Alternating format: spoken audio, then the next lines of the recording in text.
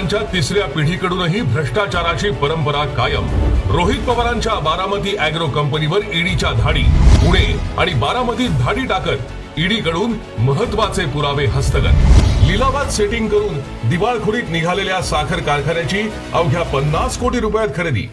महाराष्ट्रातील सर्वात भ्रष्ट नेते असलेल्या शरद पवारांच्या भ्रष्टाचाराची परंपरा त्यांच्या तिसऱ्या पिढीनेही कायम ठेवली आहे। कारण शरद पवारांचे नातू रोहित पवार यांच्या बारामती अॅग्रो कंपनीवर ईडीनं धाडी टाकल्या आहेत। दिवाळखोरीत निघालेला साखर कारखाना लिलावात सेटिंग करून अवघ्या 50 कोटी रुपयात कवडी मोल दरानं खरेदी केल्याचा रोहित पवार यांच्यावर आरोप आहे। कन्नड सहकारी साखर कारखाना दिवाळखोरीत निघाल्यानंतर शिखर बँकेनं या कारखान्याचा लिलाव केला।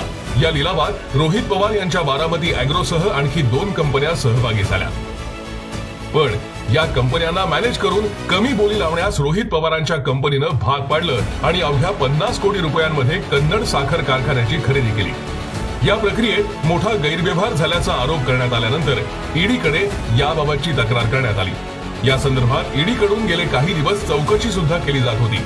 पण आता ईडीनं थेट बारामती अॅग्रो कंपनीच्या बारामती आणि पुणे इथल्या कार्यालयांवर धाडी टाकल्या। या धाडींमध्ये ईडीच्या हाती नेमकं काय लागलं हे अद्याप स्पष्ट झालेलं नाही। पण ईडीनं या 2 ठिकाणांहून महत्वाचे पुरावे हस्तगत केल्याची माहिती सूत्रांनी दिली आहे। या प्रकरणात रोहित पवारांपर्यंत ईडीचा फास पोहोचण्याची दाट शक्यता असून त्यामुळे भ्रष्टाचाराची परंपरा पवारांच्या तिसऱ्या पिढीनंही कायम ठेवल्याचं पाहायला मिळत आहे। दरम्यान रोहित पवारांनी आपण चौकशीला घाबरत नसल्याचं सांगितलं असलं तरी ज्यावेळेस या खरेदीत किती कोटींचा झोल झाला हे उघड होईल त्यावेळी मात्र सहानुभूतीऐवजी